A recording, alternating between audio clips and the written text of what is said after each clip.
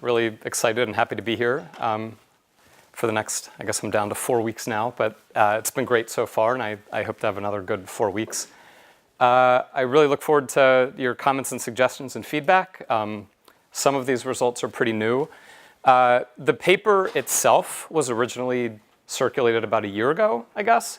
But if you've seen that version of the paper, it's sort of flipped from what I'm going to present today. The early draft really focused more on the North Carolina results. Today we're pushing a lot more on the STAR results. And I'll explain what that means in a second. So to sort of motivate the big idea here in this literature more generally, racial gaps in educational attainment are big and persistent, and they're troubling for a variety of reasons. They limit upward socioeconomic mobility, there's equity implications, there's negative externalities of suboptimal educational investments, and a lot of people have thought a lot about this and worked a lot on this sort of broad issue. And there's certainly a lot of factors that go into educational gaps, but including households and neighborhoods and so on. But from the school side, I think there's a pretty strong consensus that teachers are the most important school-provided input. It's great that we know that, but there's sort of two, in my view, sort of big limitations. The first is that identifying effective teachers is really difficult a priori.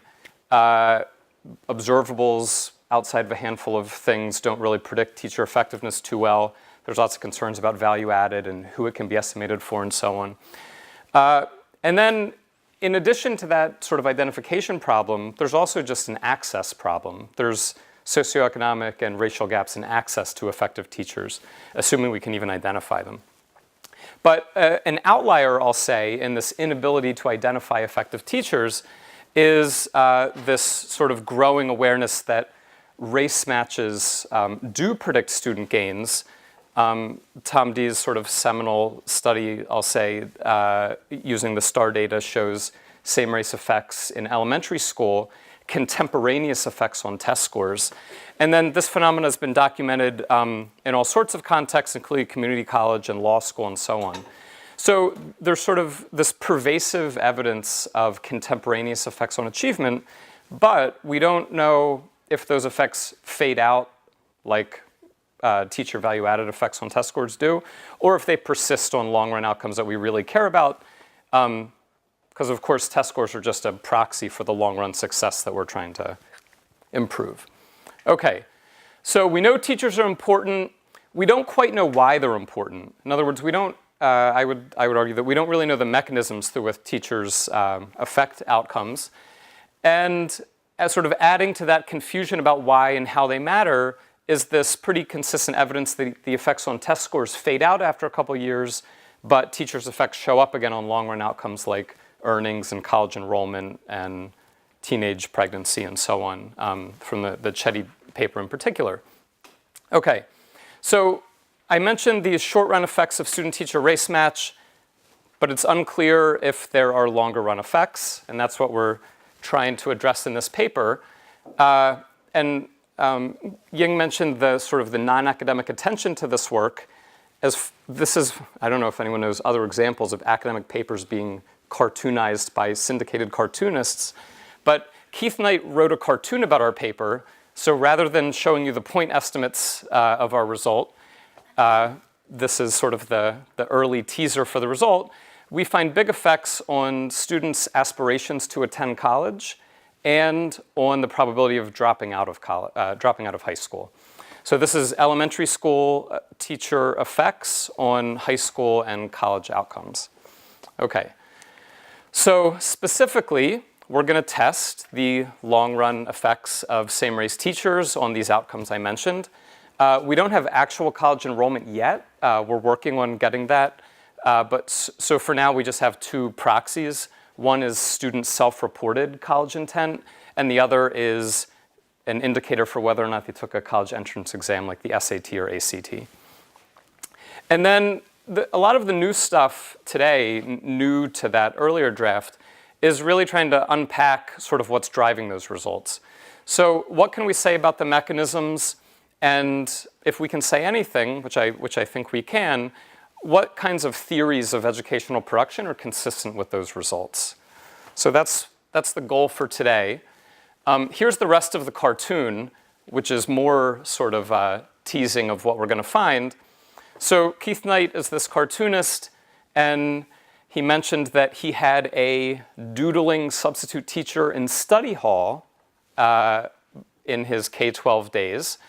And he was inspired and wanted to be a doodling cartoonist as well, and it worked. He turned into a popular, successful cartoonist. But this, I think, is really interesting. And a lot of sort of anecdotal accounts from people we've talked to about the paper say things like this that aren't quite what you might have expected. This wasn't a classroom teacher that somehow connected on a personal level on a routine basis day after day. This was a substitute teacher who happened to share the same passion and interest that Keith did. He was exposed to this substitute teacher every now and then. The substitute teacher let him sit with him and doodle. So this suggests that, I think, suggests that there's something about role model effects happening as opposed to some other possible explanations. And I'll come back and address that sort of directly in a minute. Okay, so that's what happened to Keith. So a roadmap for the talk, I mentioned these two different data sets. We're going to look at the Project STAR experimental data. We're also going to use the administrative data from administrative longitudinal data from North Carolina. So this is nice for a few reasons. We can sort of verify that this isn't a fluke of one data set. We can also verify that it's not a fluke of one identification strategy. So in STAR, we're going to exploit the random variation from the experiment. In North Carolina, we're going to exploit a arguably causal or arguably random variation over time in the composition of specific schools' teaching forces. And then hopefully I'll have time to do all this. We'll talk about our sort of toy model of Bayesian updating, which we think is a useful way to think formally about what the role model effects are doing. And then I'll wrap up with some policy implications. And I should say, I haven't been interrupted yet, but please do interrupt or ask questions as I go. Okay, so the Project STAR class size experiment, many of you might be familiar with. A few key points about the experiment to keep in mind as we go through these results. The first is that this is a very non-random sample of schools in Tennessee. The experiment is overrepresented by schools serving more disadvantaged populations. It's overrepresented, urban schools are overrepresented.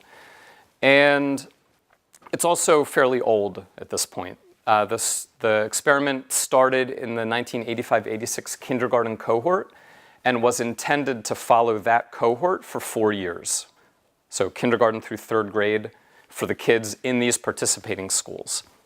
Okay. And then kids who entered those schools while STAR was still going on got refreshed into the sample. Kids who exited the STAR schools disappear for most of our outcomes, except for the SAT, ACT scores, which I'll come back to. And then the experiment randomly assigned kids to one of 3 types of classrooms. For the most part, the regular and regular plus aid classes don't have differential effects on anything. So most studies sort of separate small classes from regular size classes and ignore sort of lump these 2 treatment arms together. Okay, but as Tom and others have pointed out, teachers were randomly assigned to classrooms too, even though that wasn't the goal of the experiment. So this opens up some doors to study other characteristics of classrooms. So even though there were earlier evaluations of STAR, sort of the first really rigorous study is Kruger's 1999 QJE paper, which is a really nicely written paper, very clear, sort of goes through all the things you might worry about. And I think the consensus of people reading this paper is that the experiment mostly worked. In the first year, the random assignments were followed, and there's probably not a lot of Hawthorne or John Henry effects, and attrition did happen a lot, but we can account for that if we want. And I'll talk about specifically how we address the attrition in our case. And then a follow-up study by Kruger and Diane Schanzenbach looks at the effect of small classes on taking the SAT and ACT. And a little teaser is that their estimated effect of a small class on taking the SAT or ACT is almost exactly the same magnitude as our effect of having a same-race teacher on taking the SAT or ACT. And they did a big service here by linking the STAR data to the SAT, ACT administrative data from the College Board and the ACT. So attrition's not an issue for this outcome. Even if you left STAR, even if you left Tennessee, they tracked down whether you ever took a college entrance exam. So this is our best outcome in STAR, in the sense that it's not troubled by some of the attrition issues and missing data issues that other outcomes are plagued by. Then a more recent paper by Donarski et al. Does the same thing for actual college-going data, and there they're using National Student Clearinghouse links to actual college going and college graduation. And if all goes as planned, we'll have this data someday to add to this paper. Okay, I should knock on wood. And then I mentioned that people realized that the STAR experiment created other types of random variation.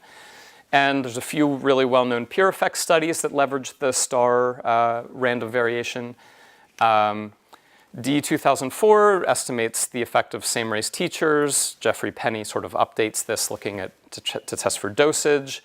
And then the famous Chetty QJE paper looks at kindergarten class quality. And this paper is really interesting, but it also has a really big limitation. The limitation is that it's sort of a black box of kindergarten classroom quality. It's hard to sort out, is it the teacher, is it the peers? But the bigger point that's really important to recognize is that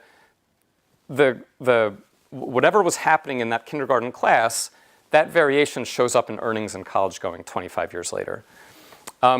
So we extend these literatures, in a sense, sort of combining the mismatch and the long-run effect Chetty paper by looking at the long-run effects of race match. So I described the long-run outcomes that we're looking at. We're also going to look at some medium-run outcomes that are potential mechanisms.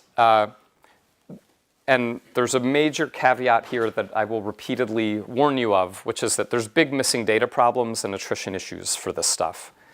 The only time that's not an issue is when we look at the college entrance exams. So that's why I'm going to lead with the college entrance exam data. And if you're on board with those results, then we can sort of squint and see what we make of the results that are more subject to missing data problems. Okay. High school dropout, for example, is missing for about half the STAR kids. And it's unclear why that is. This is another reason why the North Carolina data is nice, because the North Carolina administrative data does have high school dropout records for everybody. Okay, and then we also know a modest amount about the kids and the teachers. We know the students' sex and race. We know whether they received free or reduced price lunch. Almost all of the students of color in the sample did receive free lunch because, again, this is relatively poor schools that are selecting into STAR. And then we know what cohort you entered STAR. If you entered STAR not in kindergarten, you're a little bit odd in the sense that it means you changed elementary schools between grades K and 3, or you opted out of optional kindergarten. So for that reason, all the STAR papers estimate everything separately for the kindergarten cohort alone, and then everybody. And we'll do that, and we'll show the results are sort of the same for everybody. Okay, then we know a little bit about the teacher. We know the actual class size, like the numeric class size. And we can mess with that a little bit and instrument for actual class size with class size assignment, small, regular plus aid. So that's the data.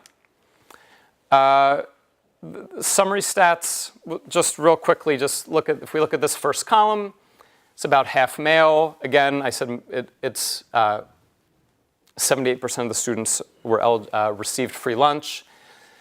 Again, here's where you see the attrition issue show up. The average student was only in for about 2.1 years. And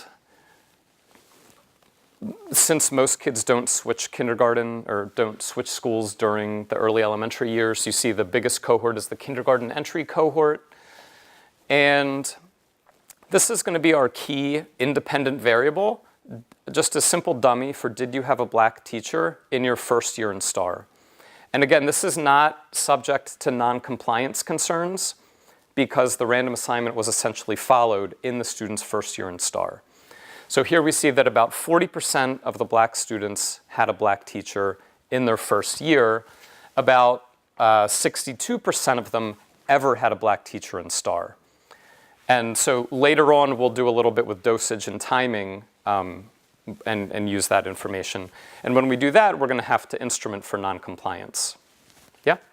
So my recollection is that Kruger and them say they actually don't know random assignment in kindergarten. They just assume perfect compliance because the data were thrown away about actual assignment. Well, so I guess that's probably half right. They analyzed a subset of the actual records from the schools, and they found that 99.7 of the assignments were followed.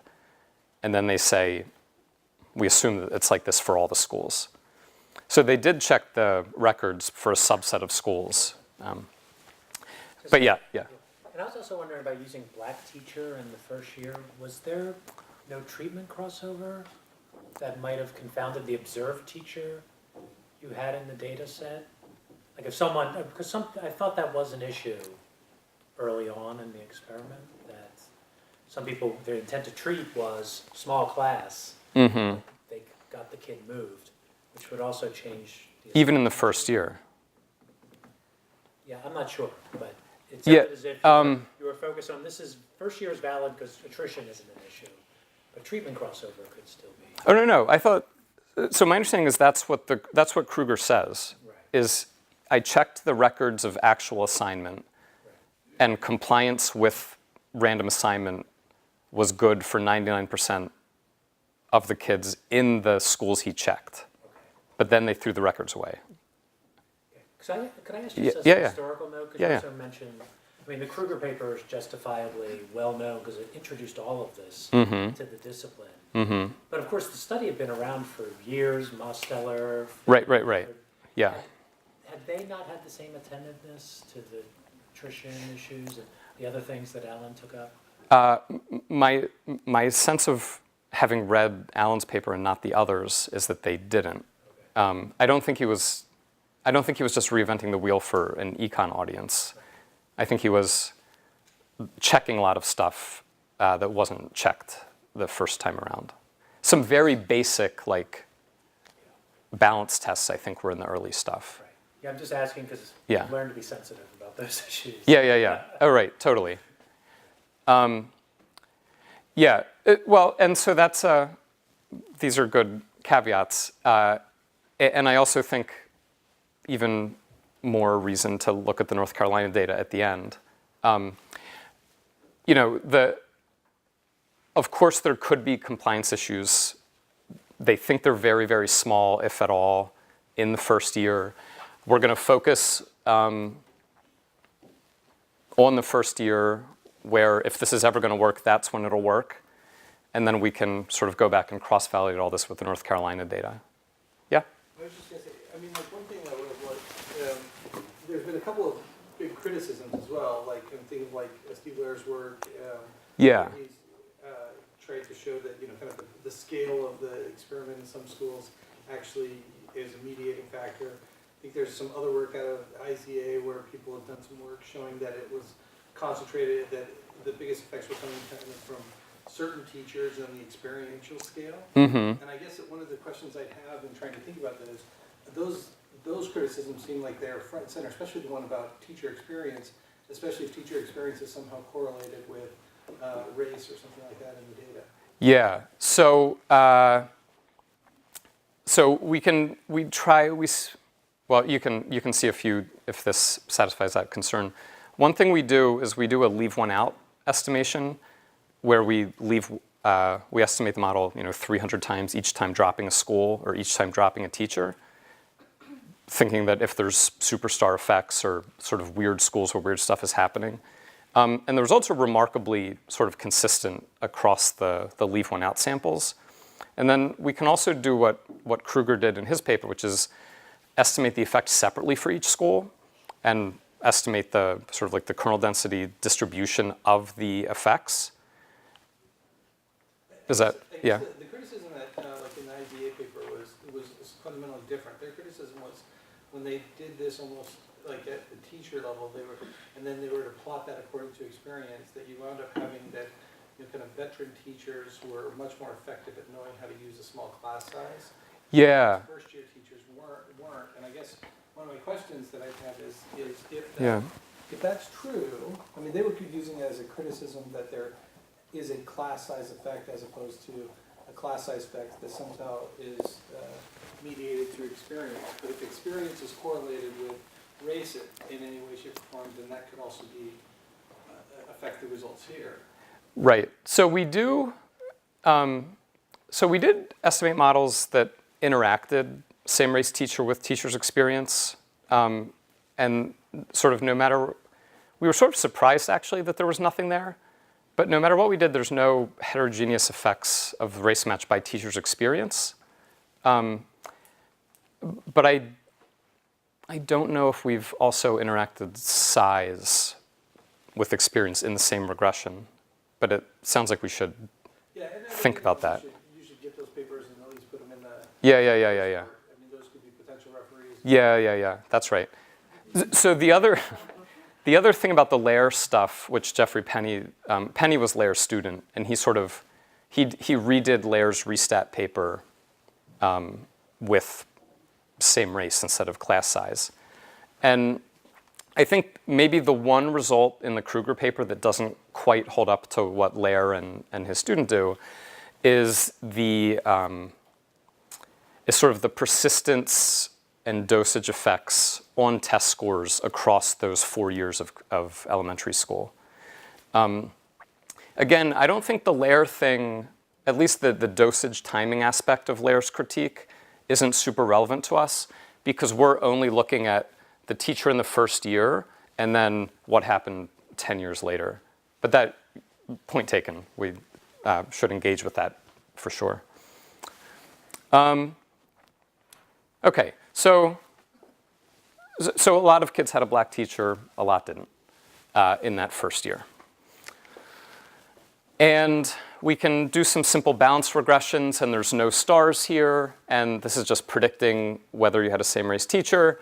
This is more or less what Tom finds in his paper and Kruger finds. And again, we can only do balance on a handful of things, but for the things we can test balance on, good. So that's reassuring. And now we're going to move on to the main star results. I'll explicitly talk about the threats to validity and our solutions. Then we'll talk about the two different outcomes, and that's it for the main star results. So there's 5 main concerns that have come up in the star papers here and there, and some are more relevant to us than others. Sorting across schools. The experiment did not randomly assign students and teachers to schools. So we do what everyone does and make everything conditional on school cohort fixed effects. So these are within school, within cohort comparisons. The non-compliance has been this issue that, of course, is really important. Again, Kruger reviews records for a subset of schools, finds that non-compliance only happened in subsequent years of STAR, not the student's first year. Another point here is that the non-compliance was along the dimension of class size, presumably, not along the dimension of teacher race. But nonetheless, we can instrument for that both with the class size random assignment, but also following Tom's paper, we can also look at how many black teachers would you have had if you followed the experimental assignment? So if you complied, what would have happened? So when necessary, we use those instruments. Attrition from STAR is the biggest problem, and it's a problem for 2 reasons. First, if you attrit, that really complicates how we can estimate dosage effects, which is something we're going to be really interested in. Because if you leave STAR, we don't know if you had 2, 3, 4 black teachers. And then, of course, for certain outcomes, we're going to be missing your outcome if you attrit. But again, we observe your SAT and SAT, ACT course taking, so that's why we focus on that outcome. That's not subject to attrition problems, neither is your first year teacher. So we can skirt this issue by tightening the question we ask. Missing data is another big problem, especially for a lot of the middle school test scores and high school dropout. So we can impute and hope for the best, or we can sort of naively estimate on the selected sample. But again, this isn't a problem for the SAT, ACT, so that's why we lead with that. Okay, and then number 5 is important for a couple reasons. From a econometric identification point of view, you might worry that those big effects we pick up are driven by teachers sorting into schools. And there's a lot of evidence about teachers sorting into schools, especially by race, and black teachers might sort into schools with more black students, et cetera. So this could all be driven by within-school racial differences in teacher quality. Say the black teachers in a school with a lot of black students have more experience than the white teachers, which is probably true. So we can address this in several ways, and our conclusion is that this is not what's driving the results, and we'll see if you believe us later. One thing we do is simply control for the teacher observables that we have. Doing so doesn't change anything. We can pool the white students and black students in one regression and control for classroom fixed effects. That doesn't really change anything. And then we can also estimate sort of a placebo test, which is to simply estimate the effect of a black teacher on white students. And if you think that in these, again, for the sample of schools where there's overlap of white and black students, if you think that the black teachers are just better, there should be an effect on the white students, and there's not. Okay, so that's how we address all this. If your eyes glazed over, we're going to focus on the effect of black teachers in the first year on taking the SAT. I feel like we should have a TLDR on the bottom of every slide, maybe. So do you worry about yeah. you're probably going to revisit this when you talk Yeah. about the theory, but the focus on black teacher in first year Yeah. seems to kind of tacitly embed some assumptions about the theoretical mechanisms that might be narrowing. I mean, Yeah, so we'll come back to that when we do dosage. But the short answer is we find no evidence of dosage, period. And when we switch the definition to a dummy for did you ever have a black teacher, the point estimate looks pretty similar. But we'll come back to that. So here's our simple regression. I'll do mostly linear models, but logits don't change anything. Pretty straightforward, no instruments. So that's our regression. And here's our main results. So the first 2 columns are restricted to kindergarten cohort. Again, these are the kids who entered kindergarten when they were supposed to, more or less. There's no issues about changing schools or anything like that. And the match effect is about 5 percentage points for that kindergarten cohort. It's robust to adding those student and teacher controls. Adding the student controls shouldn't matter because of random assignment. Adding the teacher controls would only matter if that's what was driving the results. So this suggests that there's a race match effect that's not a teacher quality effect.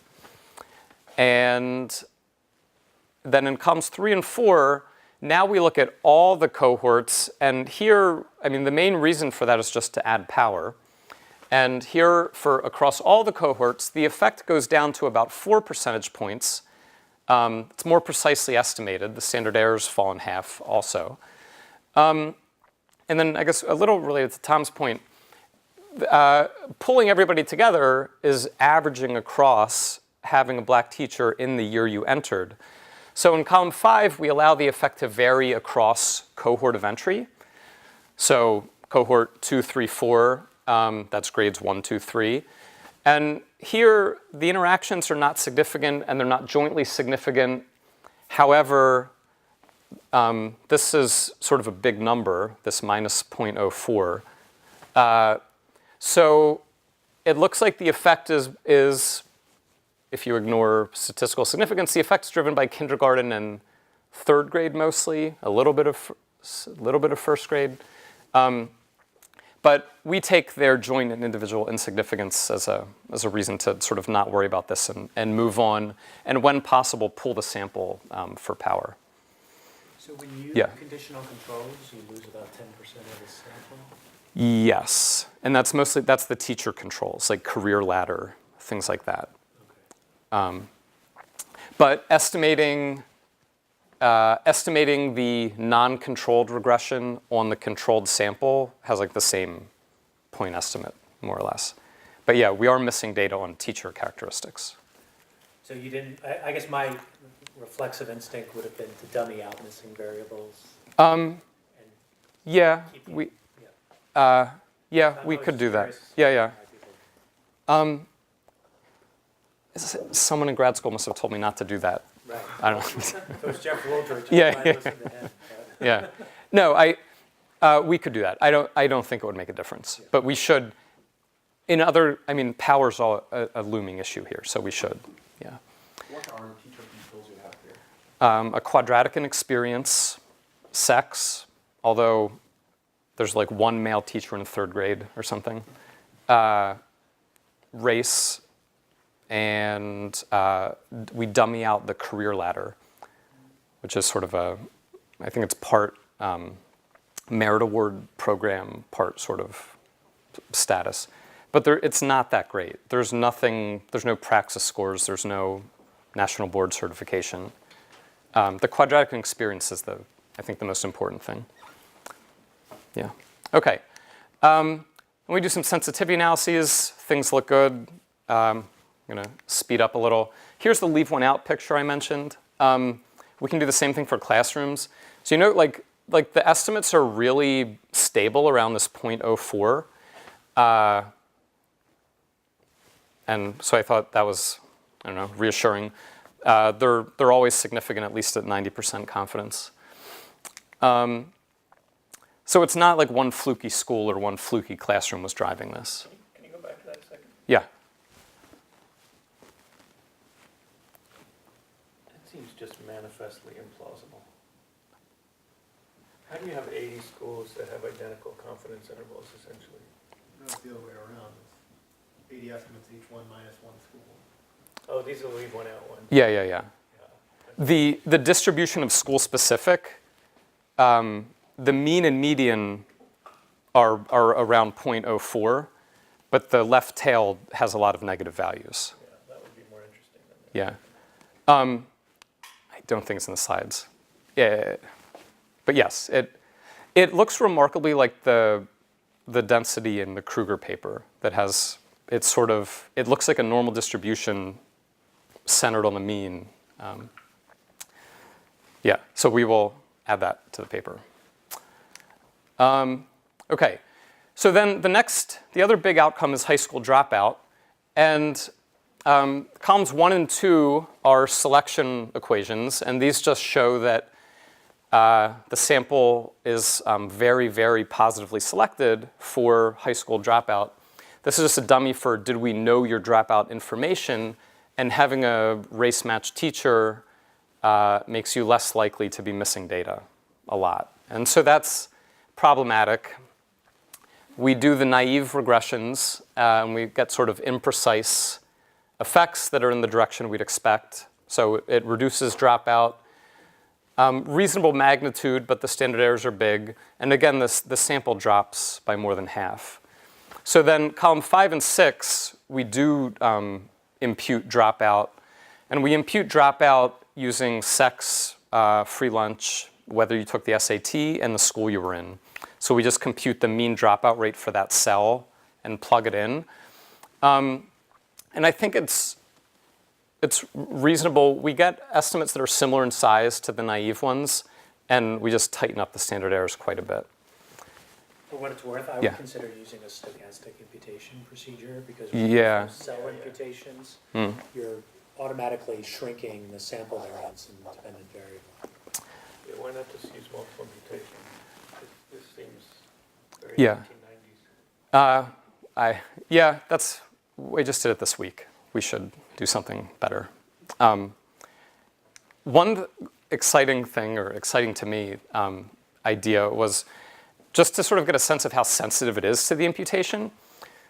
This is just plotting the estimates if we plug in a different imputed value of dropout rate.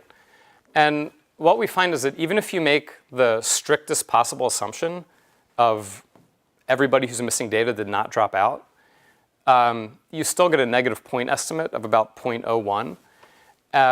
And if you make what I'll call like a reasonable assumption, like sort of close to the mean, it becomes significant around 0.4.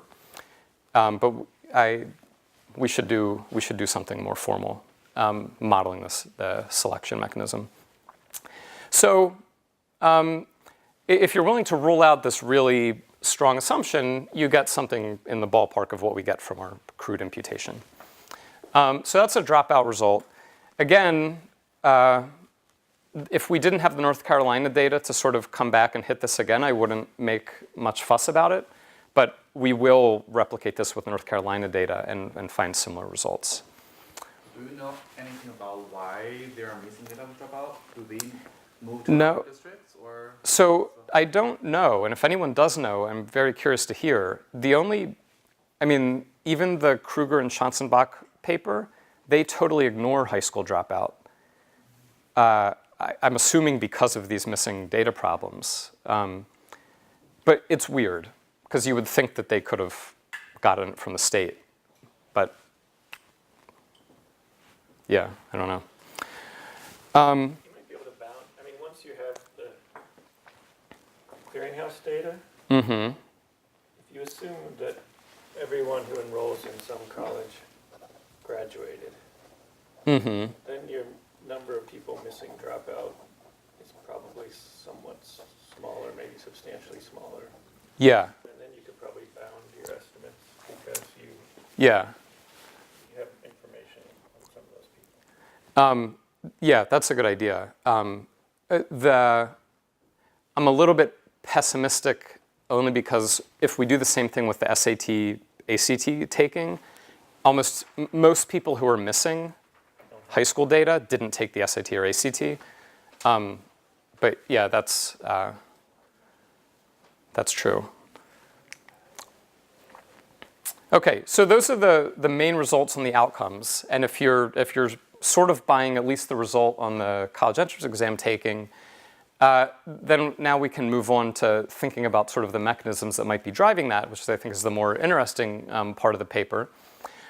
So we have a handful of intermediate outcomes. We can look at the actual SAT scores and as well as middle school scores and try to think about, are students sort of raising achievement, and is that what's driving this? We have subjective beliefs for something like 20% of the sample, which again is a big problem. We're missing the data.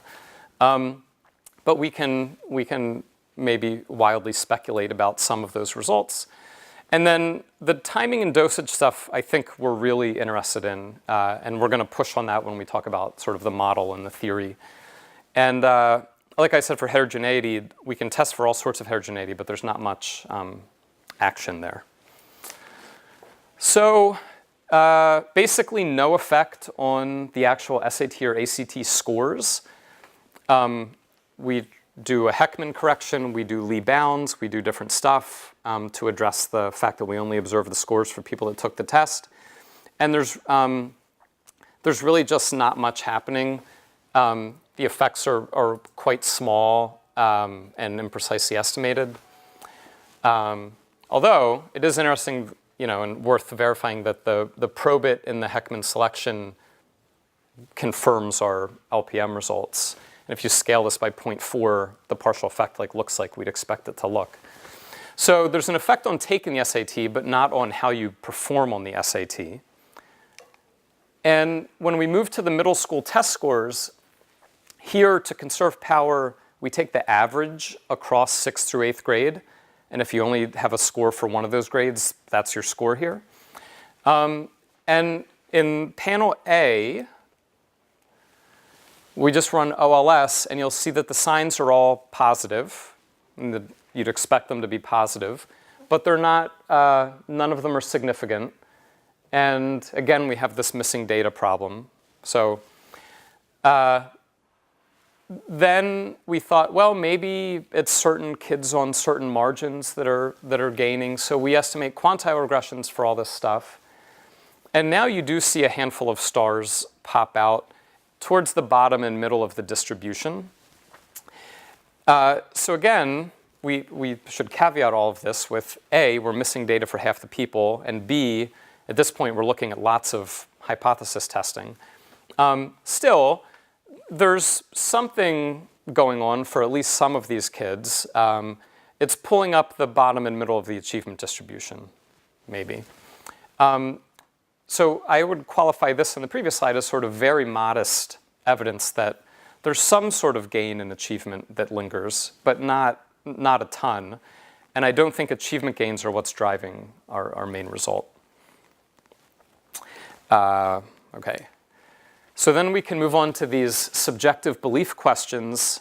And here the multiple hypothesis issue is even more pronounced, because there's literally about 30 of these questions.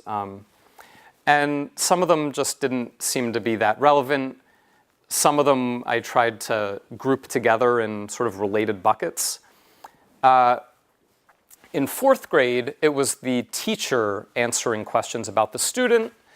There was a handful of questions about effort, and some of these pop, and there's significant effects of having a same-race teacher in K to 3 on things like effort and persistence, tries to finish difficult work. And there's also some marginally significant effects on question asking and engaging with the teacher outside of class. And then, I should reorganize these slides. The last fourth grade thing, or bucket, I found was behavior, and nothing really hits on behavior. But there's only about 500 kids. This data is only there for about 500 of the kids. So if maybe we should take this out totally. Why I don't. 4 grains of salt? Well, because I think some of the patterns are interesting. 1 grain of salt would be if these were like different signs and no pattern at all. So 4 grains is where I'm at, and I'm willing to update that.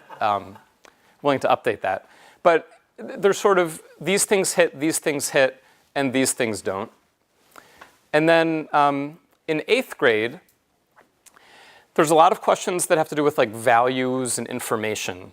You say, what we learn in school will be useful in the job, dropping out's a huge mistake, school's important, nothing really there. In 8th grade, the only thing that hits is this question about I can talk to teachers about my problems.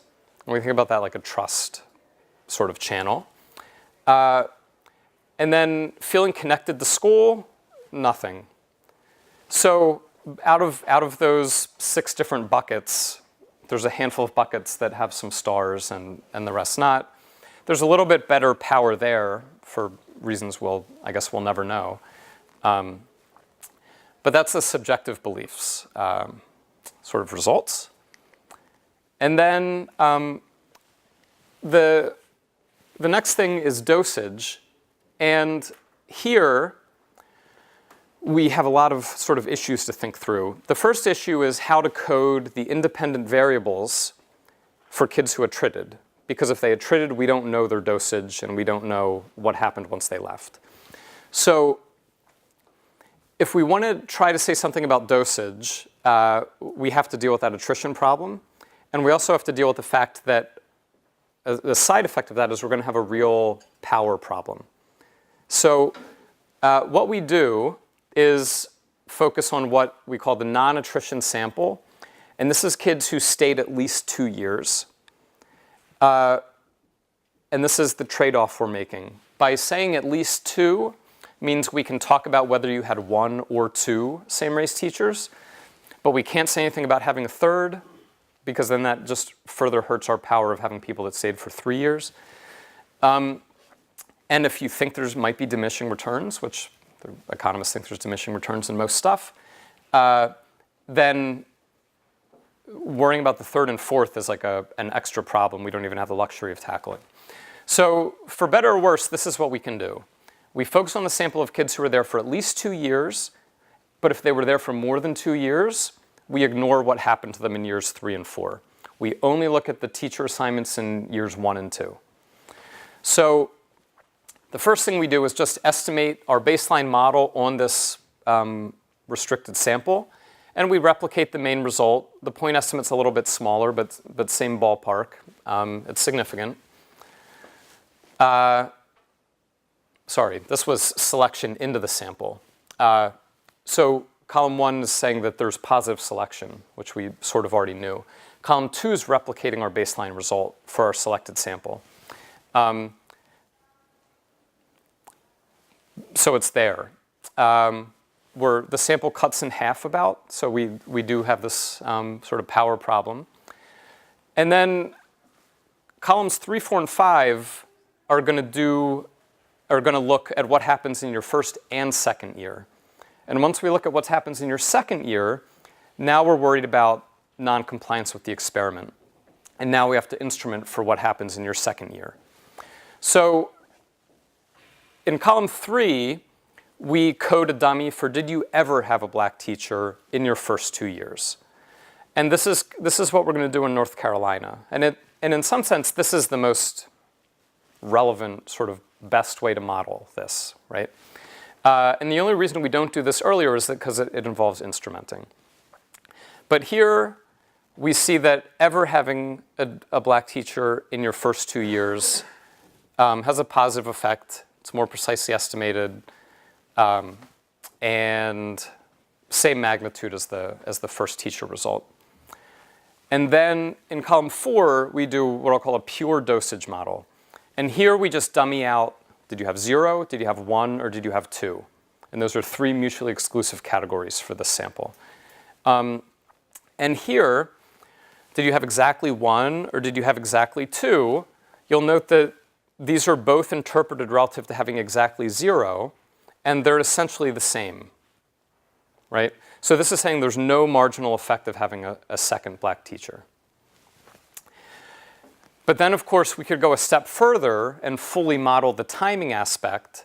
So we could go a step further and break people down into mutually exclusive categories of 0, a 0, 1, a 1, 0, and a 1, 1. So the 1, 1 people had 2, and then you could have 1, 0 or 0, 1. And none of those estimates are distinctly different from each other. And so we interpret columns 4 and 5 as saying there's no real dosage effects, and there's no real timing effects either.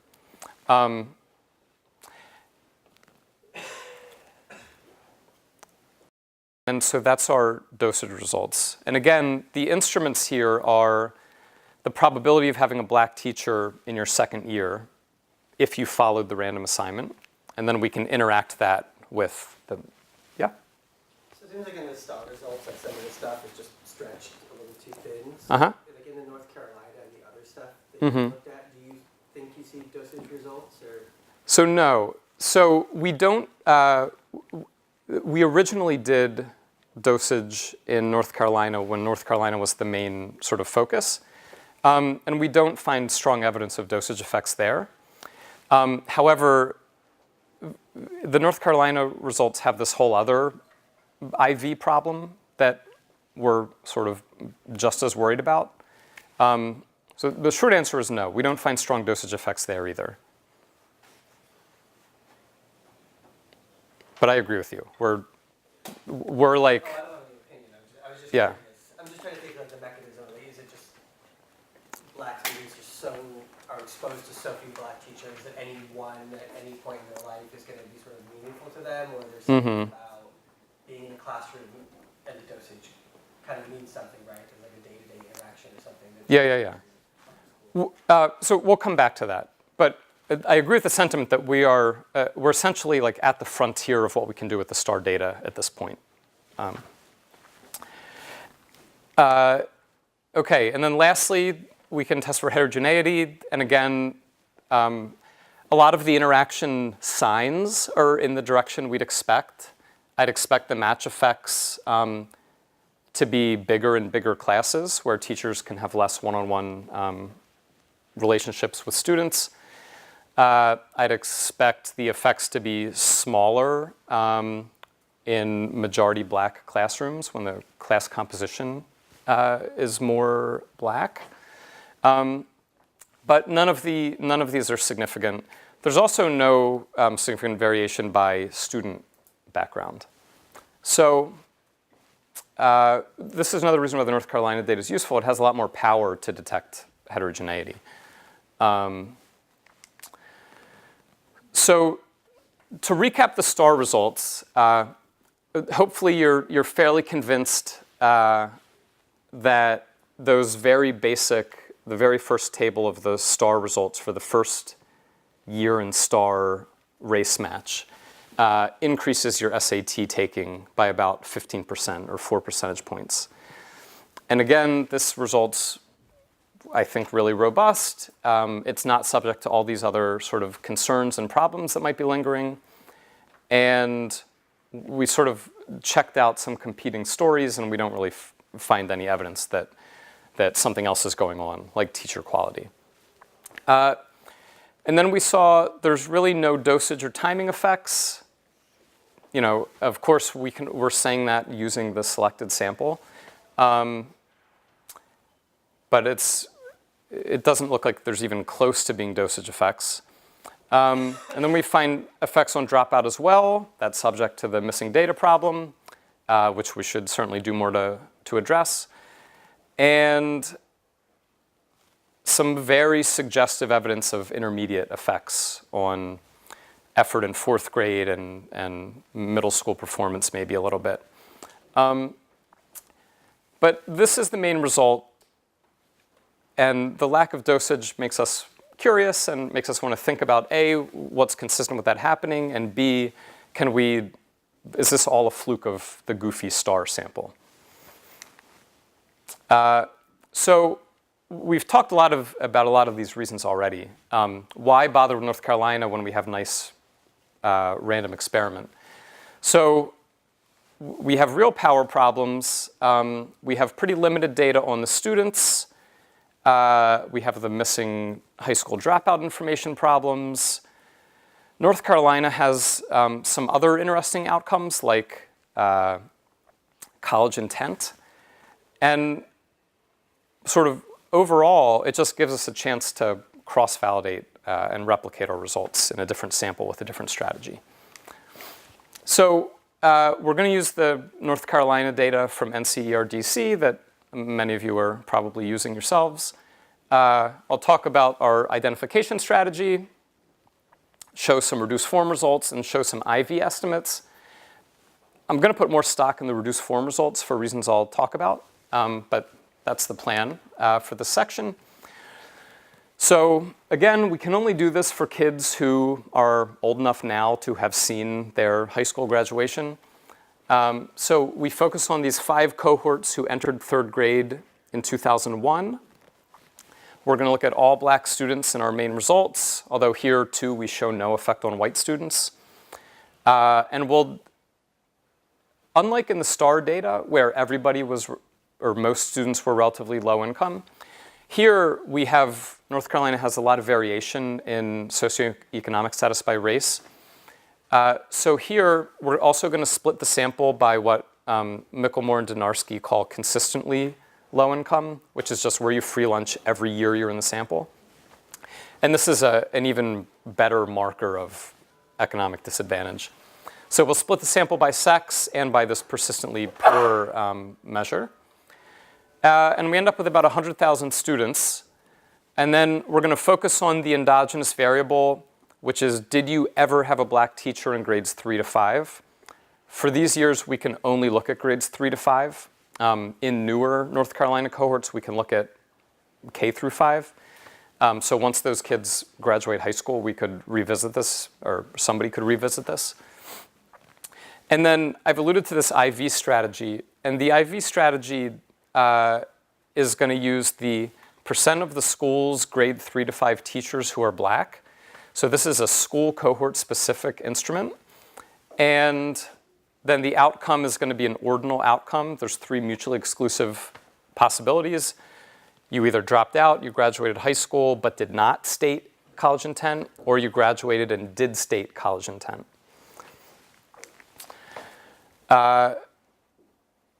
So the North Carolina data is much more representative than Tennessee. It's not that different from national averages for the time. This shows this comes back to this dosage question about like who's exposed to a black teacher. Almost half of the students never had a black teacher in grades 3 to 5. Only about a third had one. And it's actually quite rare to have 3. So this gives you a sense of who's being exposed to black teachers and who isn't. And then the blue and red are comparing the persistently poor to the not persistently poor. And the bars are actually pretty close in size to each other, although there is sort of a systematic pattern towards the persistently poor kids having more black teachers. So these are the independent variables. And then we're going to use an IV strategy sort of in the spirit of Bettinger and Long. And that's this sort of within school transitory variation in the racial composition of the teachers. So it's important then to control for school fixed effects and school time trends and things like that. And otherwise, it's a simple IV strategy. Well, the exclusion restriction is troubling, though, and I'll come back to that in a second. But this is the basic model we estimate, and we can add a lot of bells and whistles like sibling fixed effects or district by year fixed effects to do our best to sort of isolate schools at a given point in time. The other thing you might be wondering about is how much variation is there in this instrument, right? Because the instrument net of the fixed effects is driven by teachers coming and going. And you'll see this big pile up at 0. A lot of schools in North Carolina had 0 variation in the instrument. And really that's driven by schools that never had a black teacher ever in this 5-year period. So, we'd want to know like what schools are they, because that is going to say something about the external validity of what we're doing here. And it's sort of what you might expect. Mostly it's rural schools that have no variation, smaller schools that have no variation. And then if you split up by tercile of how much variation there is in the instrument, which again just means how much variation is there in the racial composition of the classroom teachers, the schools that have the most have more students of color and have more students on free or reduced lunch and more likely to be in urban settings, less likely to be in rural settings. So this is where the identifying variation comes from. And so now that we know what we're doing, we want to think about the validity of this procedure. The first stage is strong, and that's almost mechanically so, right? So that's not what we're worried about. What we're worried about, and part of why we sort of revised the paper to focus more on STAR, is that Keith Knight's cartoon made us really nervous about the exclusion restriction. If you think about what he was saying in the cartoon, he's saying that it was a study hall substitute teacher that sort of sparked his belief in being a cartoonist. And what does the exclusion restriction mean then for this to work? This means that black teachers who are not your classroom teacher don't affect you, right? That's the exclusion restriction. But if you take the Keith Knight story seriously, then you might really worry that even though you're not assigned to a black teacher, the black teacher down the hall you see every day in the hall, and you see at recess, and you see at lunch. And if that exposure matters at all, then the exclusion restriction doesn't work, right? So I'm going to show you the IV estimates just because, but we're a little bit nervous about the exclusion restriction. If we shouldn't be, I'm happy to listen. But given this nervousness about the exclusion restriction, we can still use the reduced form if we believe that outside of that exclusion restriction story about seeing a teacher in the lunchroom, the reduced form still works. So here, if we focus on the reduced form, we're really just back to sort of simple panel data land, where we're making assumptions about time-varying unobservables in the school and whether or not our school fixed effects wipe out the endogeneity. So we can focus on the reduced form and throw in school time trends and school fixed effects or district by year fixed effects and see if there's a reduced form relationship between the instrument and student outcomes. And again, that's not subject to this exclusion restriction critique. So that's what we're going to do. Before we do that, though, we can also sort of balance in the IVs. And here the idea is like a Altanji, Elder, Tabor sort of sorting on observables, sorting on unobservables test. Are the instruments correlated with within-school variation in stuff? If they are, then we're going to be worried that they're correlated with unobservables as well. So we'll do that. And here we see that they are correlated with one thing, the percent of the students who are black, although we can almost kill it with school time trends. Of course, we can also just control for percent black in our regression, which we will do. So this is sort of, I guess different people see this table different ways. One way to see it is that the IV is good because the IV is not predicting other within-school variation. On the other hand, this might worry you a little bit. But that's the best we can do. So, yeah? Is it the best you can do? I wonder. I hope feel like not, you maybe. talked about two things that sort of stood out to me. One is that you think that sort of this idea about the study hall teacher. Mm-hmm. You would also think then that in a smaller school, the fact that there are sort of teachers roaming around serving as potential role models, you'll have more opportunity to interact with them. So I would suspect that in a larger school, you know, having a handful of black teachers might matter less because you're not going to interact with them. And so that will, because you're sort of saying you think it's the role model sort of effect, and then you have this sort of this problem, which is now you have people who can potentially be role models. So can you look to see if school size might be sort of a channel through which Yeah. you can check that? We control for school size. I don't think we've tested if the effects vary by school size, but that's a good idea. And then the other thing is looking at sort of the treatment differently in that your exposure to the proportion of teachers. Like, so what is this, like, within a school, what make the treatment sort of the proportion of teachers who are same race, and that be the treatment instead of. Well, that's what the reduced form is doing. Yeah. Because that's the instrument. But why call it an instrument at that point? I mean, Well, you started by trying to estimate the effect of having a black teacher, but Right. this isn't doing that. No. This is something like the effect of having more black teachers in your yeah. So It's a historical accident of how we started the paper, but yeah, you're right. I think you should frame it as what it is. Not, Yeah. not That's sort of a poor man's version of what it is. yeah, that's exactly right. So Seth, I had Yeah. a different observation about concerns about internal validity. Uh-huh. And I worry the reduced form doesn't really address. And Okay. I guess in the back of my mind, what I'm thinking about is a story where school leadership, a high-quality principal is really important, and maybe a really high-quality principal is successful at recruiting and retaining underrepresented teachers. So this kind of I realize these selection checks are kind of speaking to that. But you could also possibly measure leadership turnover. Yeah. And seeing the percent black result here kind of underscored that for me, because I can imagine a principal who is successful at retaining minority teachers, it might catalyze a little bit of white flight from the school Yeah. as well. Yeah. I think would generate this pattern. Yes. The concern is it might be leadership quality rather than this cohort measure of Yeah. diversity. And so if that was happening in a discrete way, the time trends don't pick that up. Right.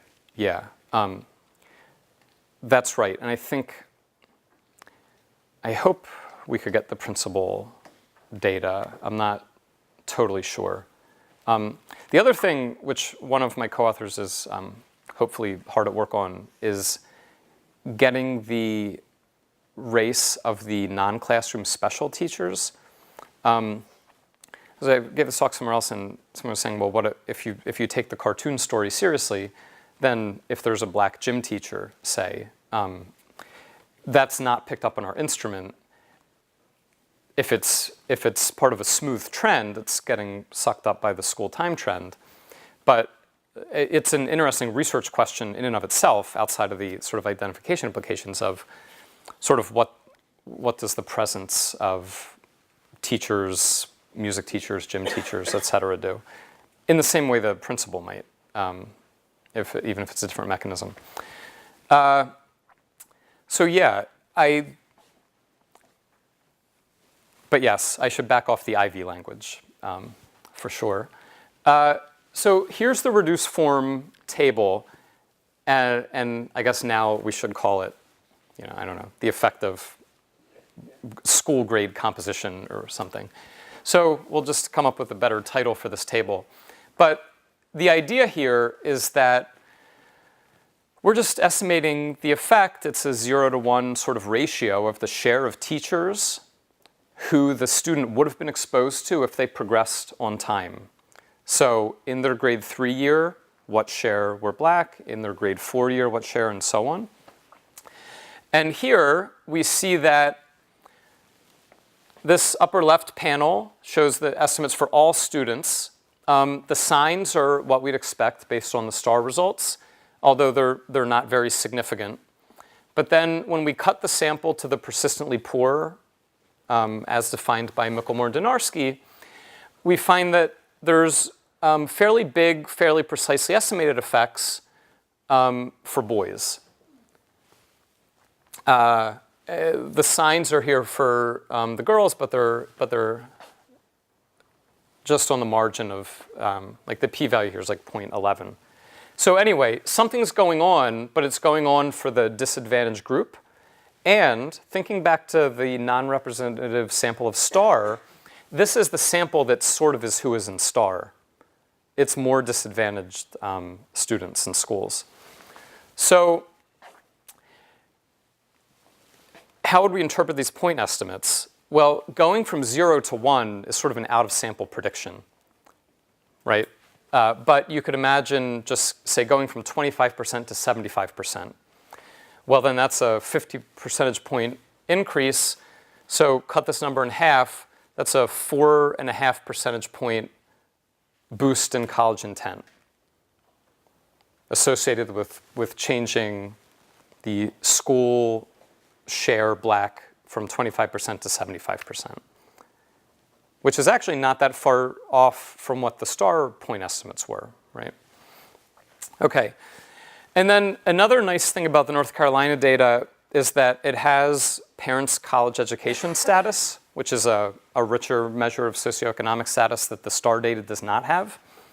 And if you think the role model effect is what's happening as opposed to teachers being better somehow, then having college-educated parents at home, you have college-educated role models. So you'd expect the effect to be driven by the kids who don't have college-educated parents, who live in neighborhoods where they don't interact with college-educated folks very often. And that's exactly what we see in the bottom panels when we split the data by college and non-college.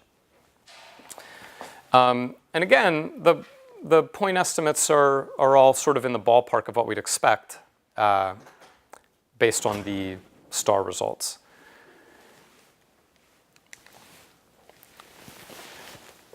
And then doing the IV just for the sake of doing the IV allows us to compare directly the estimates here to the star estimates. And what's remarkable here is that if you look at, say, column 4, which is the persistently poor sample, our IV point estimates are almost identical magnitude-wise to the star estimates. 4 percentage point reduction in the dropout probability, 6 percentage point increase in college intent. Remember, it's not the exact same outcome. This is stated college intent, but it's proxying a very similar thing. I was just talking with Jonathan Smith today about sort of how to interpret the SAT stuff, and he said something like 80% of black kids who take the SAT enroll in college. 86%, I think, was his exact number. So it's a good proxy for something that we care about. Okay, so I don't know how many grains of salt we're going to give these IV estimates, but you know what assumptions we're making, and they are what they are, and they're similar in magnitude to the star results, and they're fairly consistent with the reduced form results also, right? The effects all loaded on the persistently poor and the persistently poor male students.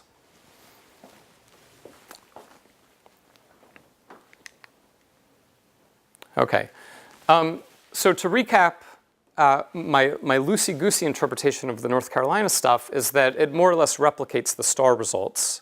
Sort of the magnitudes sort of look the same. The effect shows up for the disadvantaged sample that sort of lines up with the star sample. I put more stock in what I had been calling the reduced form results and the IV results, although again, they're pretty consistent with each other. They're also pretty robust to doing all the usual sensitivity checks that we might do. And then if we want to suspend disbelief for a second and assume that the IVs are right, we can directly compare these numbers to the star numbers, and they look pretty similar. The college intent number, 0.06, is compared to a 0.067 IV estimate from the dosage table. And the high school dropout effect of 0.04 is right in the range of the numbers we got from the different things we did with the missing high school data in STAR. So, it's possible that that's all a big fluke, but it's also possible that something real is happening here. And after spending a lot of time on this, I think that the North Carolina results are sort of replicating the STAR results. To a first order at least. Okay, so to sort of wrap up, the last sort of part of this paper is trying to figure out why we're seeing what we're seeing. And there's sort of 3 theories that might explain this.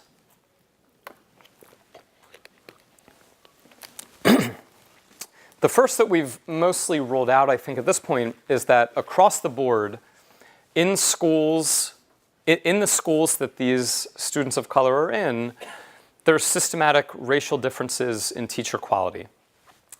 And we think that that's not what's happening here for 3 main reasons. There's no effect of black teachers on the white student. The results are robust to controlling for teacher experience, things like that. And they're robust to controlling for classroom fixed effects and exploiting within classroom variation in race match. So yeah. Explain the last one. Like in this panel model, the regression's all at the school by cohort level. Where's the classroom even coming to? So in STAR. So in STAR, we pulled the white and black students together and add classroom fixed effects to the model. So the classroom fixed effect is it's the classroom in your first year in STAR. So when you say there's no effect of black teachers on white students, do you test whether the effect is different on white and black students? Like it's a different thing to say I can't reject the null of an effect on whites than to say I can't reject the null that the effect on whites and blacks is the same. Yeah, I don't think we formally. Your effects are marginal, and if the white effect point estimate were near 0 and had the same sign, you might just say they're the same. Yeah, let me.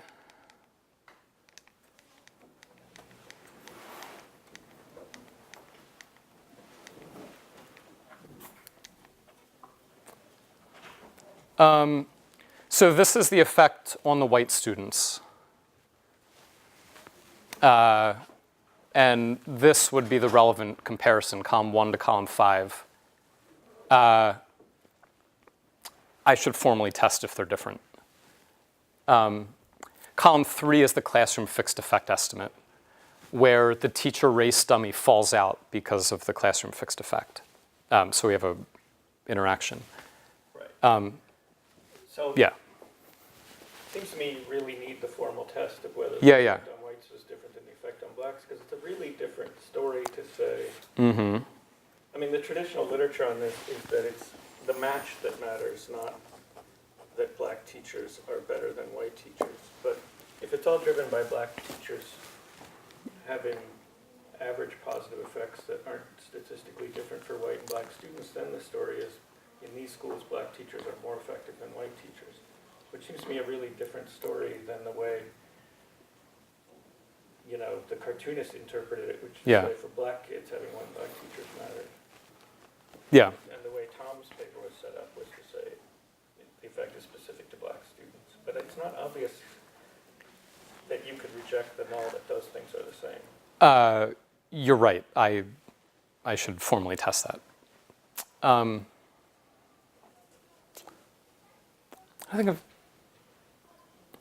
We find the same thing in North Carolina. In North Carolina, the sample's way bigger and the standard errors are much tighter. I suspect there we will reject.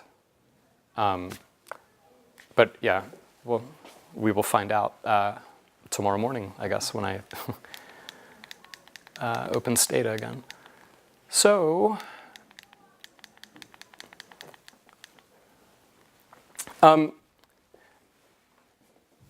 if they're significantly different, I think we've ruled out one.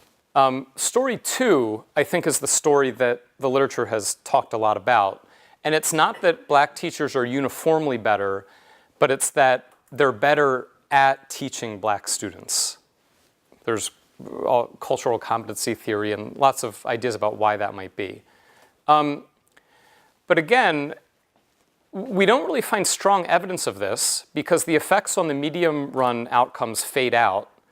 And it's not obvious why this wouldn't happen across the board for all kids.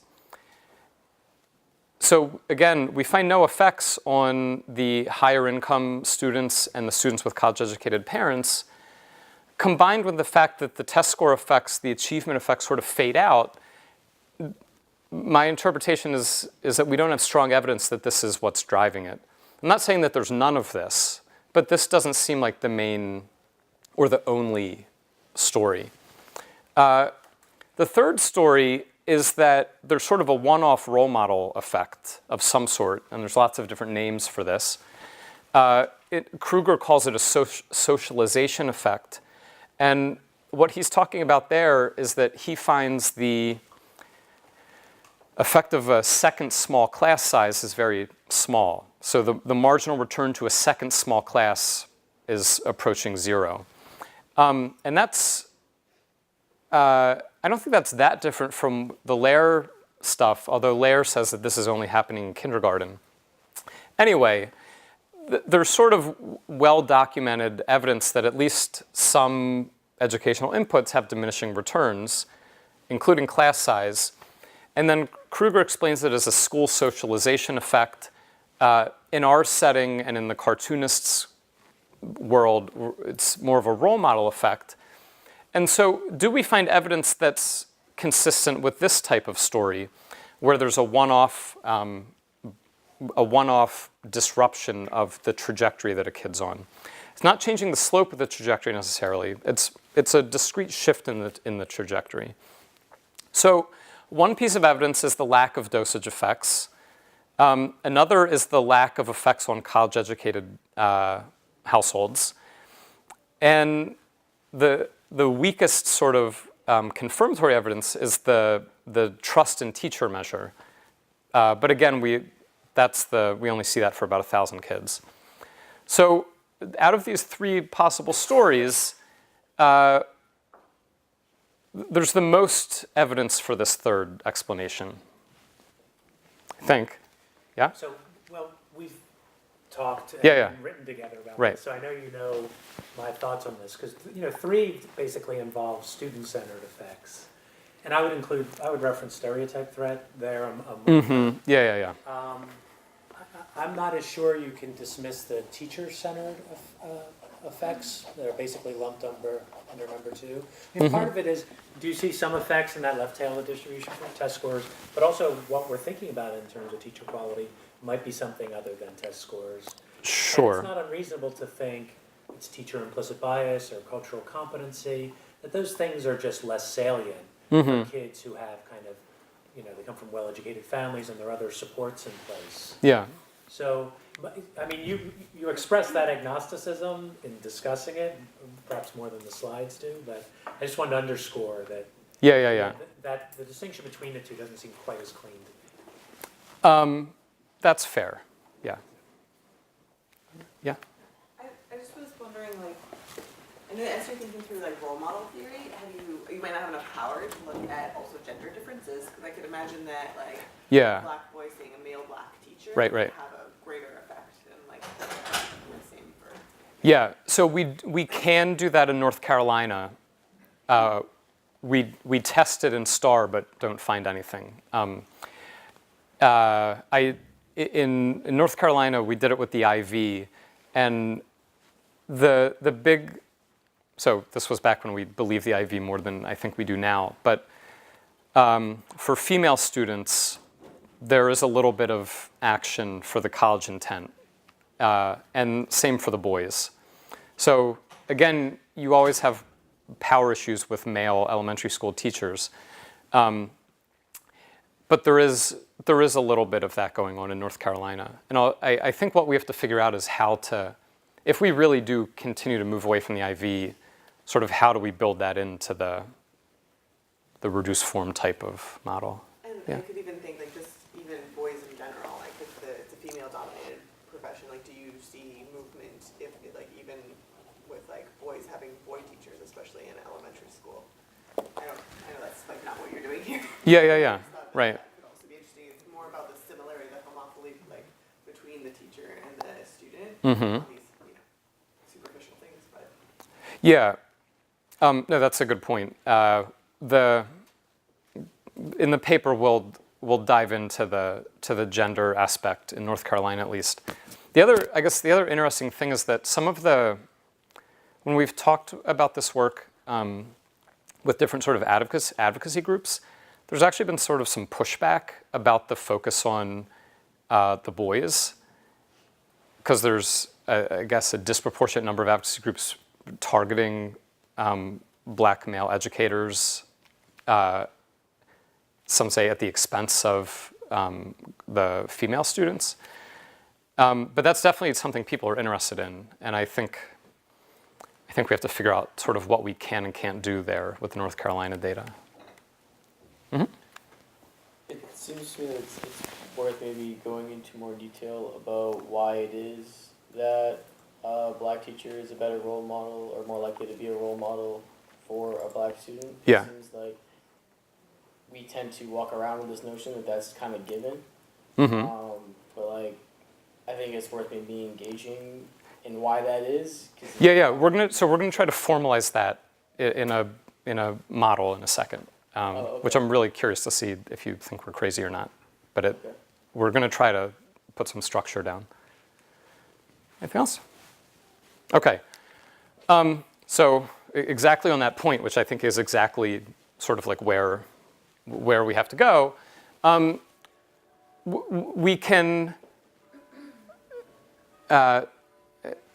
And I've just been on the phone all day with one of my co-authors, sort of figuring out this model, and everything on the previous slide is pretty consistent with the model of Bayesian updating, where students are uncertain about the returns to effort. So we could think of, to think about like what is a role model effect? One way to view the role model effect is that the role model's providing information. And whether it's sort of active or passive doesn't even matter here. The presence of the role model provides information.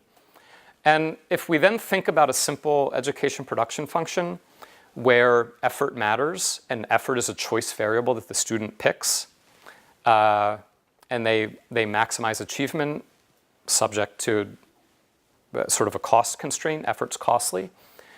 In a very, very simple model where you assume that students choose effort, but that they underestimate the returns to effort, they're going to suboptimally engage in schooling and have suboptimally low or inefficient outcomes. So then we view the black teacher as a signal, and what the signal is saying is that the returns to effort are actually big because you can go to college and be like me. You can go to college and be a professional and be like me. So if students are underestimating the returns to effort, and then they see the role, and then they update their beliefs about the returns to effort, they're then going to increase their effort when they solve their optimization problem. And this is all consistent with our no dosage effects. And this happens as long as the prior isn't too small. So what do I mean by prior being too small? If your prior about the return to effort is 0, then you're going to view the signal from the black teacher as a fluke and think, oh, well, that person became a teacher or that person went to college for some other reason, not having to do with effort. But if the prior is sort of away from 0, then this is an informative signal and changes effort allocation and changes sort of results. And I'm impressed with my time. I feel like I hope I haven't talked too fast. But we actually probably might have time to look at the model if you want, although we're still tinkering with it a little bit. But right now it's just really, really simple, just the education production function with 2 inputs, effort and teacher quality. And our results are entirely consistent with a story like this. So I think this is sort of a way to formally think about what role model effects are and what we're seeing. And yeah. Yeah, I was going to say, Seth, we're at 5, so I don't know if Yeah. take some questions on this, maybe. Sure. Yeah. Okay. Because one of the reactions I had is I'm looking at this and thinking, all of this could be reframed differently in terms of stereotype threat, and you know the little toy model I did around student athletes in this. Mm-hmm. There, having a black teacher doesn't influence your perception of the returns to effort, but it influences the productivity of effort because it reduces your anxiety, and now your given effort is more productive. So it's a productivity shock, not a stimulation channel. And in that world, you would predict actually effort could even go down, right? Because now a given unit of effort has higher impact. So a decision maker might choose. And there's actually evidence for this in the psych literature where they stereotype threat people, and so the returns to effort are lower. There's a reactance where they observe them working harder. It's kind of a poignant, sad story. Like you put this cognitive millstone around people's necks and they start working harder in reaction to it. So one way to cut through this might be if there were measures, I had trouble thinking of this, like good proxies for the kinds of efforts students make might be a way to kind of cut through this. Yeah. And I'm realizing now I'm supposed to end. I was thinking it was 5:30. Well, That's why I was proud I was finished early, but I just... Well, the good news is we have wine, food, Yeah. etc., so we can continue the conversation over that. Yeah, that's great. And I'm here for the rest of the month, so I'm really curious to talk about the model and all this stuff. So let me just, I think it's consistent with some of these other ideas, and I forgot stereotype threat. I was cutting it close to the talk with these slides. But it's consistent with other sort of big ideas in education and economics. And then policy implications, just a plug for a paper that came out like yesterday, is these people in France did an intervention where they had a 1-hour visit of a female engineer to high school science classes in high schools in France. And there was a big effect on applications and admissions to science programs in college, which I thought was super interesting. And if you're thinking about like, well, what can you actually act on? This and Jason Okawa's stuff are sort of similarly scalable, cheap interventions that are harnessing something related to these role model effects. So thanks again for your time. I'm happy to chat, and sorry for going over a little bit. Thank you, Seth.